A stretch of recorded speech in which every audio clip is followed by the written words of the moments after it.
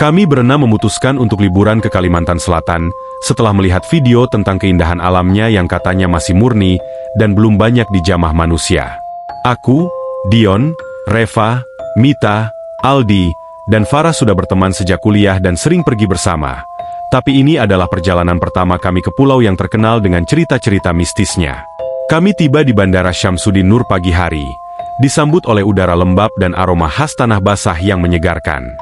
Tujuan utama kami adalah menjelajahi pantai tersembunyi di sekitar pulau laut.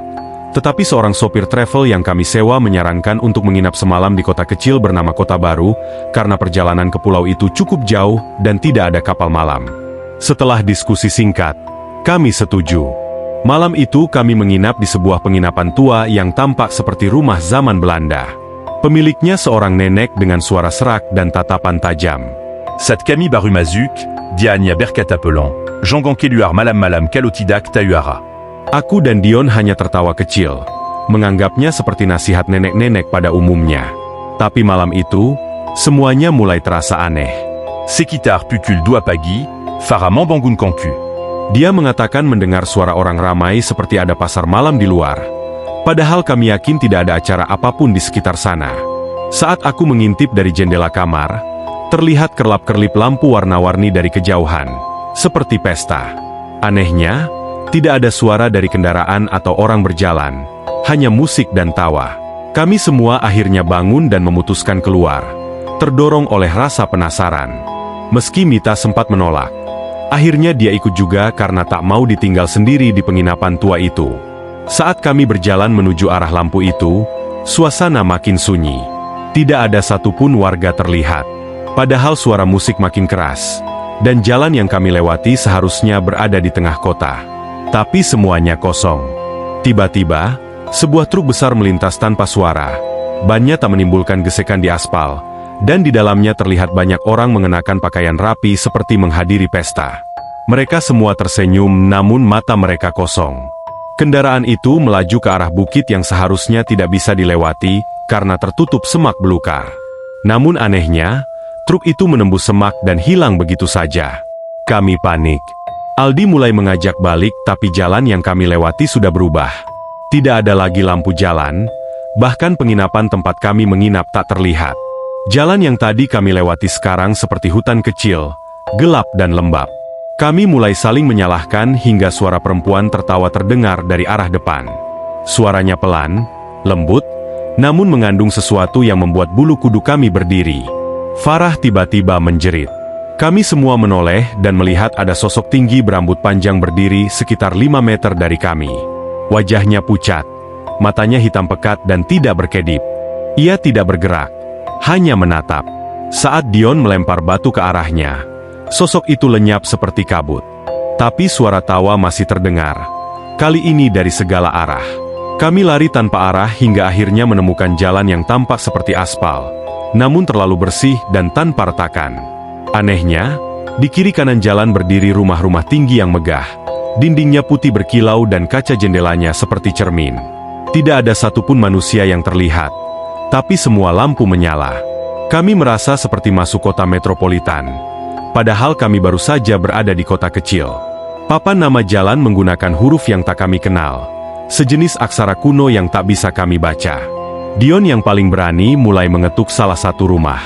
Tak lama kemudian pintu terbuka sendiri, dan hawa dingin menyelimuti kami.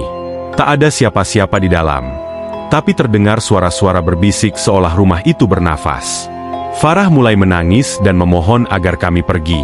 Tapi ke arah manapun kami berjalan, kami kembali ke jalan yang sama. Rumah yang kami lewati selalu berubah bentuk. Kadang besar, kadang jadi kecil. Kadang pintunya terbuka dan di dalamnya seperti ada sorotan lampu panggung, seolah ada pertunjukan yang tak terlihat. Aldi mencoba menelepon polisi namun sinyal hilang. Saat kami mencoba menandai sebuah rumah dengan melukai temboknya, luka itu menghilang dalam hitungan detik. Kota itu hidup. Kota itu sadar akan kehadiran kami. Tiba-tiba dari kejauhan terdengar suara sirine, dan dari arah kanan datang kendaraan putih seperti ambulans namun tidak ada logo atau tulisan apapun. Di balik kaca depannya terlihat seseorang mengenakan topeng putih polos. Mobil itu berhenti di depan kami dan pintunya terbuka sendiri. Kami saling berpandangan. Mita yang tampaknya mulai tidak tahan memilih lari, dan seketika dia tersungkur. Dari tanah muncul tangan hitam yang mencengkeram kakinya.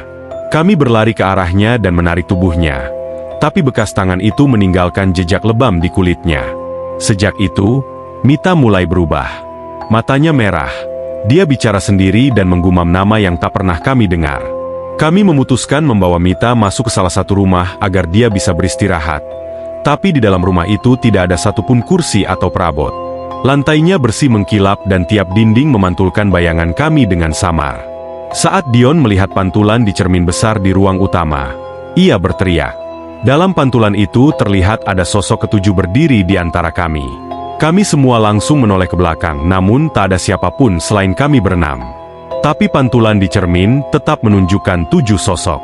Sosok tambahan itu mengenakan pakaian serba putih. Wajahnya pucat dan mata hitam pekat seperti yang kami lihat di jalan sebelumnya. Dion mendekati cermin dan saat ia menyentuh permukaannya, tangannya seperti tertarik masuk. Ia berteriak dan kami semua menarik tubuhnya dengan panik. Setelah ia berhasil ditarik keluar, cermin itu retak dan dari balik retakan terdengar suara tangisan perempuan. Pelan namun panjang seperti rintihan kesakitan. Kami memutuskan untuk keluar dari rumah itu, tapi pintu sudah tidak ada. Hanya dinding polos yang menutup rapat. Jendela-jendela yang tadi bening kini berubah menjadi dinding putih. Kami terperangkap. Tiba-tiba lampu-lampu ruangan padam dan suhu ruangan turun drastis. Nafas kami terlihat seperti kabut. Dari sudut ruangan muncul suara langkah kaki yang menyeret. Pelan namun konsisten. Aldi menyalakan senter dari ponselnya dan saat cahayanya diarahkan ke arah suara, kami melihat sosok anak kecil berdiri memunggungi kami.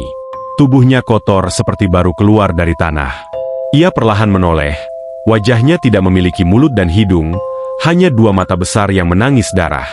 Farah langsung pingsan. Kami menggendongnya sambil mencari jalan keluar. Dion menendang salah satu dinding dan anehnya tembok itu runtuh seperti terbuat dari pasir. Di balik tembok, kami melihat koridor panjang dengan lampu merah menyala dari langit-langit. Di dinding koridor terpasang lukisan-lukisan besar yang semuanya menggambarkan wajah-wajah menderita. Mata mereka tanpa hidup, bergerak mengikuti arah pandang kami. Kami berlari di lorong itu tanpa arah hingga tiba di ujung yang memperlihatkan tangga turun. Meski ragu, kami tak punya pilihan lain. Kami menuruni tangga yang terasa tak berujung, hingga akhirnya tiba di sebuah ruangan terbuka.